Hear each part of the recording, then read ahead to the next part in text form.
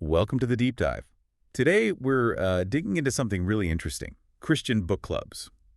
We'll be guided by the insights of Pastor Zhang. Yeah, and these aren't your, typical casual reading groups. Pastor Zhang sees them as really intentional communities designed for profound spiritual growth. Right.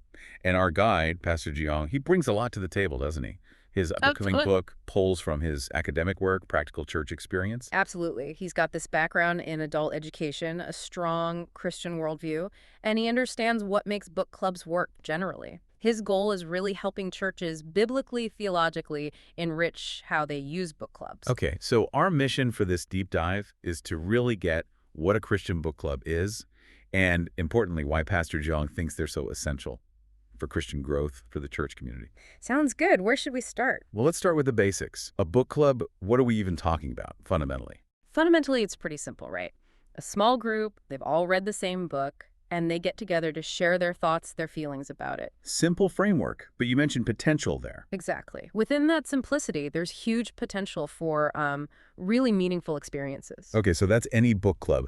What makes it Christian? Is it just Christians showing up? Well, yes, the participants change. It's Christians discussing a book.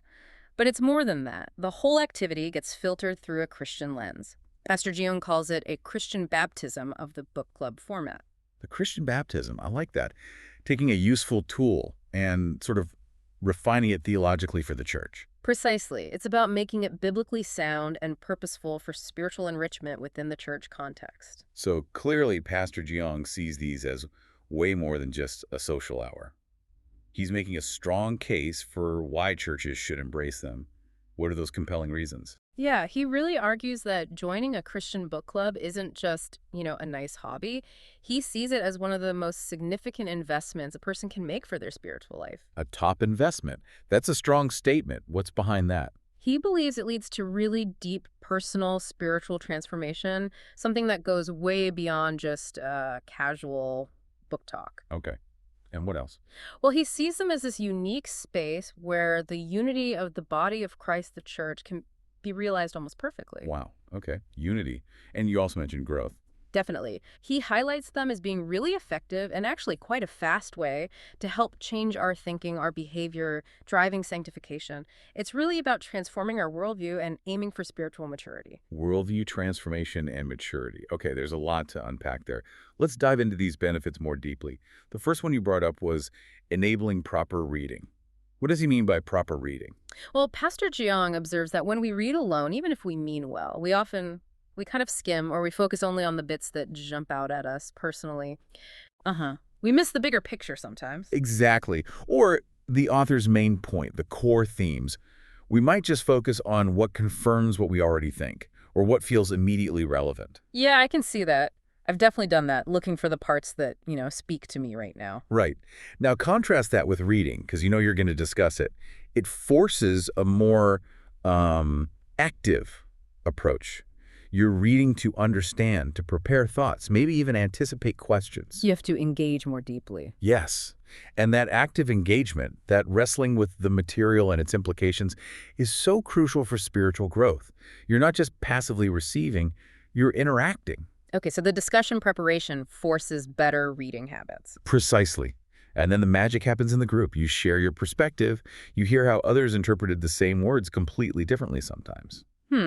I can see how that would be eye-opening. It really is. It corrects misunderstandings, broadens your own view. Someone might highlight a nuance you totally missed. It leads to a depth you rarely get reading alone. And he uses specific examples in his church, right? Like with certain books or articles. Yeah, he mentions that at Baltimore Church, where he serves, they use John Piper's Soliloquious daily devotional articles for discussion in small groups, sort of applying this book club model to shorter devotional pieces. Okay. And for those wanting something maybe more challenging, they've used David Platt's Radical, so it shows the principle works with different kinds of Christian writing. Got it.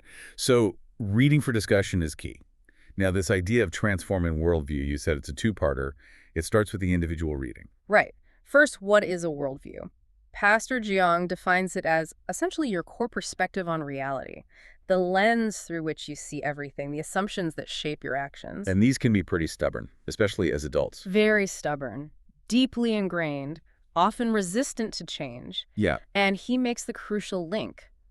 If your worldview isn't fundamentally biblical, it hinders real spiritual growth. makes sense. Hmm. But changing something so deep, Mm-hmm. it's not easy. No, it's not. And that's why he points out the limits of just, say, hearing a sermon. One-way teaching is important, obviously, but it often isn't enough on its own to shift complex, ingrained thought patterns. You need to be more involved in the process somehow. Exactly. Active engagement is key. So, in the context of a Christian book club, that first stage of worldview transformation happens during the individual reading and preparation. How so? Because you're not just reading for information, you're actively trying to discern the author's worldview, specifically their biblical perspective. You're engaging with it, evaluating it against scripture, comparing it to your own views. It's an active assessment. Okay, so you're already challenging or affirming your own views as you read and prepare. Then comes part two, the group discussion. Yes. And this is where the communal aspect really supercharges the process. When everyone brings their prepared thoughts, their questions, their insights, and engages in honest dialogue, well, you're essentially putting your own worldview on the table alongside others. Holding it up to the light, so to speak. That's a great way to put it. You see how your assumptions compare, how others interpret the same biblical principles discussed in the book. It's a dynamic exchange within a faith community. And that helps you see your own blind spots or maybe strengths you didn't realize. Precisely. You start to identify maybe weaknesses in your thinking or areas where your perspective could be more biblically aligned. Hearing others articulate their understanding helps refine your own. Pastor Jiang stresses that this isn't just intellectual. It leads to internalizing a more biblical worldview because you're working it out together. You're processing it more deeply than just being told. Right.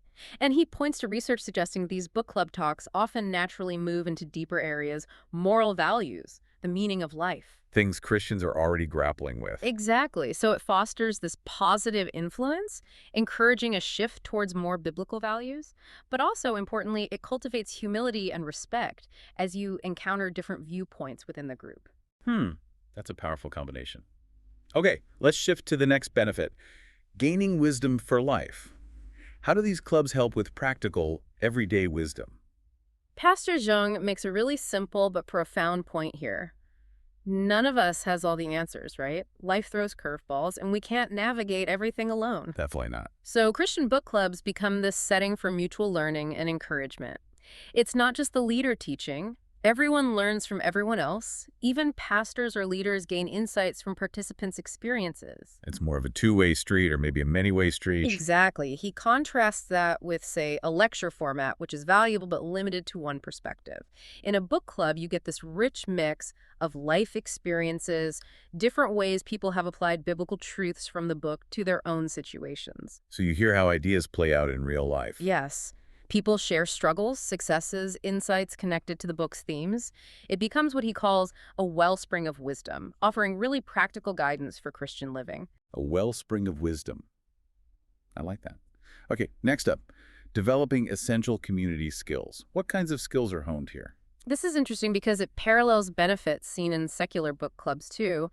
Preparing for the discussion inherently sharpens your analytical thinking. You're breaking down arguments, evaluating ideas. But you have to think critically. Absolutely. And then in the discussion itself, you have to listen well to understand where others are coming from before you respond. So listening skills naturally improve. Can't just wait for your turn to talk. Hopefully not. And then, of course, articulating your own thoughts clearly, concisely, that hones verbal expression communication skills. Makes sense. He also mentions something he calls linguistic agility. Basically, getting better and more comfortable talking about your faith and complex ideas because you're practicing it in a supportive group. It helps develop capable individuals for the church community. So it builds people up, not just spiritually, but socially and intellectually within the church context. Right. Okay, this next one feels really central. Obtaining the driving force for transformation sanctification. That sounds huge. It is huge. Pastor Jiang sees these clubs as powerful catalysts for sanctification, that ongoing process of becoming more like Christ. Why? Because they offer continuous, multifaceted stimuli for learning and change. How does that work? More than just reading alone. Yes. Engaging deeply with the book, sure, but then adding the layer of others' insights, the shared reflection, the challenges, it often leads to these profound aha Like moments. a light bulb turning on. Exactly. Or deeper emotional connection to the truth, leading to sincere resolutions to change. The group dynamic can amplify the impact in a way that solitary reading might not always achieve. There's a shared energy, maybe even that gentle accountability. It helps bridge the gap between knowing something and living it. That's precisely the point he makes. He talks about the challenge, even for pastors, of moving biblical knowledge from just head understanding to heart-level conviction that actually shapes how we live. The head-to-heart journey. Yes. And he argues Christian book clubs are a highly effective way to facilitate that journey. He even mentions that feedback from participants confirms the stuff discussed gets internalized. It becomes a real driving force for change in their lives. That's powerful. It's about real, lived transformation. Okay, finally, fostering church unity. You mentioned this earlier, and as a pastor, this seems key for him. Absolutely. He speaks about this from a distinctly pastoral viewpoint. He sees the potential for an almost perfect realization of the unity of Christ's body as a unique strength of Christian book clubs. Setting them apart from secular ones. Right. He starts with the biblical picture. Huh. The church as one body, members interconnected, supporting, influencing each other. But he notes, honestly, that we often don't experience that depth in our regular church interactions. Things can stay a bit superficial sometimes, even on Sunday. They can. We see people, we say hello, but do we really connect on a deeper spiritual level? Christian book clubs, he argues, create the space for genuine spiritual exchange. How? Through the conversation itself. Yes, through the depth of conversation about meaningful topics, you gain unexpected insights into how others think, what's going on in their inner lives, their spiritual journeys. This naturally fosters empathy. You start to understand people differently. Exactly. And it creates opportunities for encouragement, for gentle challenges, for praying for one another based on what's shared. It builds strong, authentic spiritual bonds. Pastor Jiang says his long-held belief in these groups comes from seeing this happen, witnessing that real biblical unity and the joy people find in being a true spiritual family. It sounds like it builds the church from the inside out, member by member. That's a great way to put it. So wrapping up his perspective, he really sees the value here as immense, almost incomparable. Incomparable value. Yeah.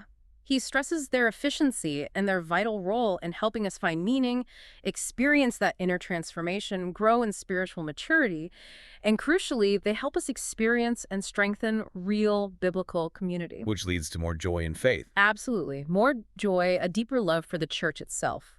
His bottom line is that consistently engaging with good Christian books together in a book club is just a profoundly wise choice for individuals and for the health of the whole church. Okay, so bringing this all together, our exploration of Pastor DeYoung's perspective shows Christian book clubs as, well, far more than just reading.